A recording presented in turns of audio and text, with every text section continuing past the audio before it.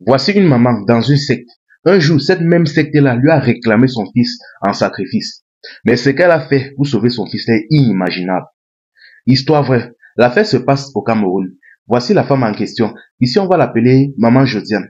Maman Josiane, c'était une vieille femme au village. Elle faisait partie d'une secte de village. Vous voyez, c'était le genre de secte où elle mange leurs enfants entre elles, elle sacrifie, elle gâte les filles de leurs enfants, elle lance des malédictions sur les enfants entre elles. Elle avait tellement eu à faire ça entre elles que bon, un jour donc c'est tombé donc sur Maman Josiane. On lui a demandé de choisir un de ses enfants. Elle a donc choisi un de ses enfants, mais les autres femmes ont contesté, dit que non, elle préfère son enfant qui est en Europe.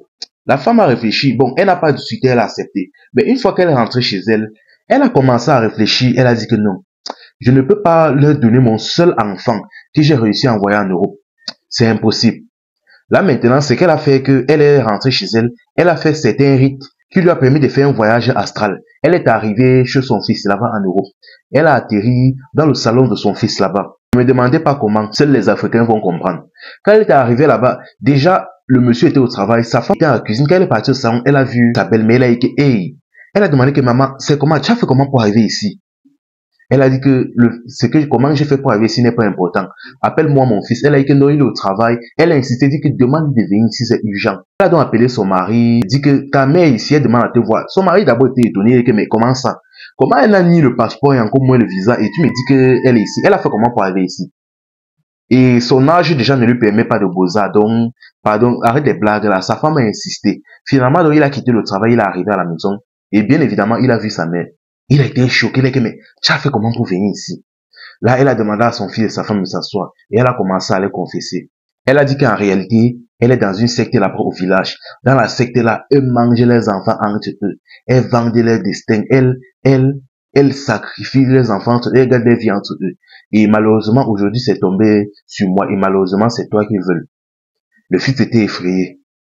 Mais un moment, il n'a pas voulu croire, mais le simple fait déjà qu'elle est ici, qu'elle soit quittée de l'Afrique jusqu'ici, sans qu'on ne sache comment ni pourquoi. Il a accepté, il a demandé que bon, tu veux alors qu'on fasse comment? Ça m'a dit que bon, voilà ce qui va se passer, que ce soir, il dit bien, dès ce soir-ci, elles vont venir pour te chercher. Ce qui va se passer est que ne dormez pas, à telle heure ne dormez pas. Tu vas voir une file de cafards entrer chez toi en file indienne. Je dis bien en file indienne. Tu vas les voir entrer chez toi. Déjà le premier cafard, tu ne touches pas. Ce sera moi. Parce que oui, malgré tous les pouvoirs qu'elles ont là-bas, c'est moi qui dois leur ouvrir la voie, leur montrer le chemin et leur donner l'autorisation d'entrer car tu es mon fils. Donc, le premier cafard que tu vas voir là, c'est moi. Tu ne touches pas, tu ne fais rien. Mais tous les cafards qui se retrouvent derrière, c'est-à-dire du deuxième jusqu'au dernier, tu vas les écraser, partir bouillir de l'eau et verser sur eux. Il a dit que j'ai compris. Et elle a répété ça plusieurs fois. Le premier cafard, c'est moi, donc faites très attention. Il a dit qu'il a compris. C'est ainsi qu'elle est directement retournée au pays, c'est-à-dire en Afrique. L'homme s'est assis comme ça avec sa femme. Ils ont commencé à discuter de l'affaire. Dans la soirée, donc maintenant, ils ont fait exactement comme sa mère lui a dit. Ils n'ont pas dormi. Et là, maintenant, à certaines heures, ils ont vu une file de cafards entrer en file indienne.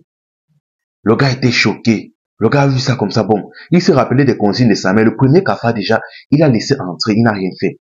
Mais tout le reste, lui et sa femme se sont rapidement munis de chaussures hautes. Ils ont commencé à les écraser. Ils ont écrasé entièrement. Dès qu'ils ont terminé, ils sont partis bouillir de l'eau et ils ont versé sur eux. Maintenant là, au Cameroun, le lendemain matin, au Cameroun, plus précisément dans le village, il a commencé à avoir des cris dans tout le village. C'est-à-dire, il y a eu une grande vague de décès dans tout le village. On a sorti toutes ces vieilles femmes-là.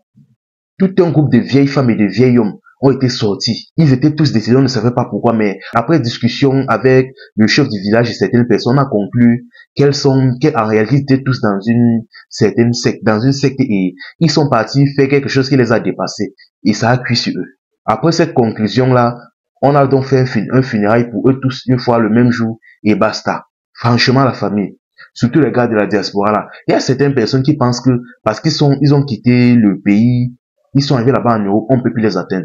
Sachez que dans le spirituel, la distance ne veut rien dire. On peut te repérer même avec un plat de bouillon. La distance ne veut rien dire. La distance ne veut absolument rien dire. Certaines personnes pensent qu'en quittant, en arrivant là-bas, ils sont protégés, on ne peut plus les voir. Arrêtez ça. Priez chaque jour. Je dis toujours ça, prier chaque jour. Toujours prier avant de sortir. Enfin bref, la famille. L'artiste s'appelle Brony. Quand Djeneba Diaba est sorti, les Ivoiriens ont fait la solidarité au point où ça a tapé 2 millions de vues en une journée. La famille, allez soutenir cet artiste. Cliquez sur le lien juste en bio.